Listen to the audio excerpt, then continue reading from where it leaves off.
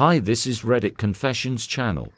If you'd told me you'd find clarity standing under fluorescent lights beside a tray of lukewarm spring rolls and brittle conversation, I would smile politely and kept sipping my coffee.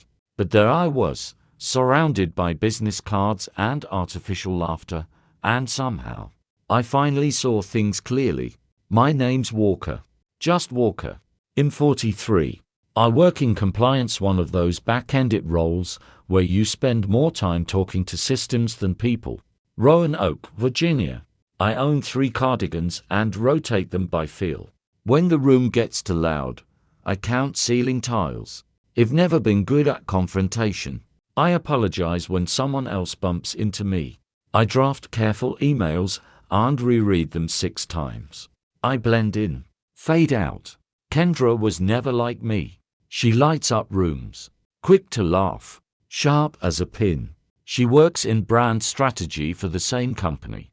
We've been married 8 years. No kids to fish. A lot of dinners gone cold. Lately, the silence between us has grown teeth. But it wasn't lipstick on a collar or a late-night voicemail that broke me. It was a crow feather. Just one. Jet black, slipped between meetings and margin notes in her planner. I found it while looking for a receipt she needed.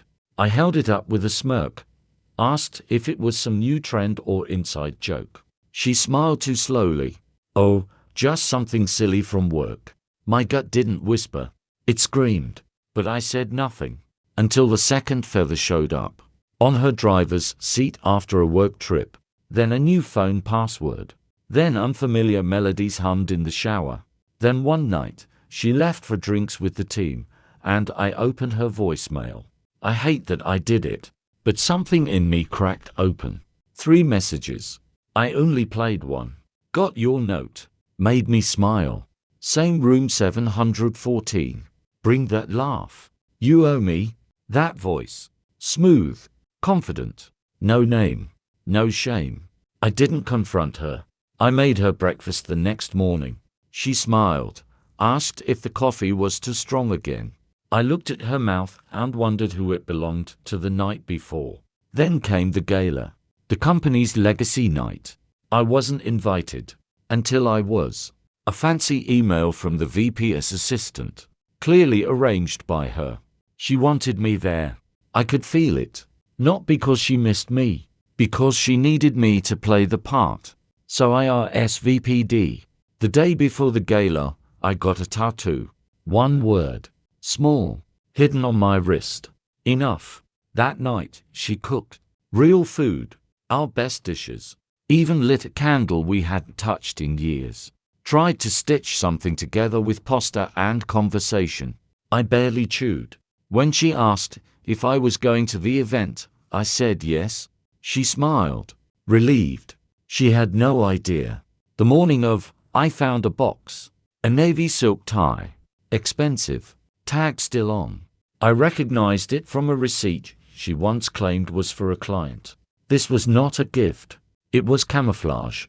We arrived in fog. She tapped her phone the entire drive. Not a word to me. But her screen glowed with laughter and emojis. The ballroom sparkled with curated elegance. Chandeliers, jazz, name tags. She clung to me just enough to seem married. She introduced me with the practiced ease of someone reciting menu options. Then she disappeared. To check in with PR, I drifted to the bar.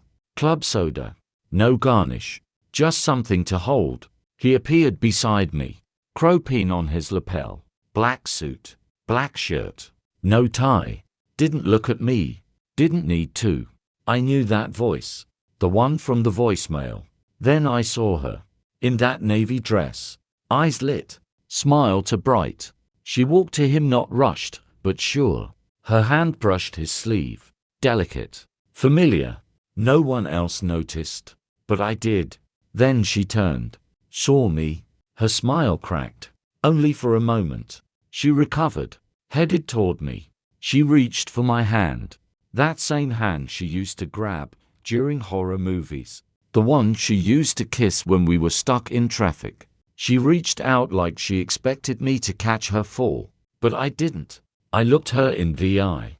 Leaning close, I whispered, "Not after this." She froze, blinked, swallowed whatever lie she had prepared. Her hand hovered in the air, unsure of its next move. I stepped back, set my drink down, and walked away. I didn't look back. She called my name once. I kept walking. Outside, the fog had thickened. I got in my car and drove. No destination, just distance. My phone buzzed. Dozens of messages. Her name over and over. I didn't read them. I drove until the city turned to trees. Until the streets forgot her name. I stopped at a diner. Coffee. A cracked booth. A neon sign that blinked like it was tired to. I looked at my wrist. The tattoo stared back. Enough. Eventually, I went home. Packed a bag. Just the essentials. She came in hours later. Makeup smudged. Eyes wide. "Walker," she whispered. I shook my head. No words. I left. And this time, I didn't wait for closure. I chose peace. The weeks that followed weren't cinematic. No grand revenge. No viral email. Just quiet. Grief like background noise. She reached out. Letters. Calls. Apologies wrapped in justifications. I didn't answer. I found a new place. Above a bookstore. The floors creak. The faucet leaks. But the silence is mine. One day, I met someone. Darcy. She smells like lavender and talks about books like their family. We're not rushing. We're just breathing.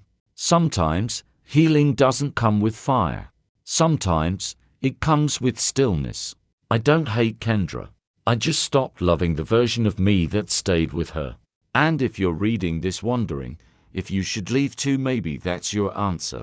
You don't need proof to choose peace. Sometimes one feather is enough.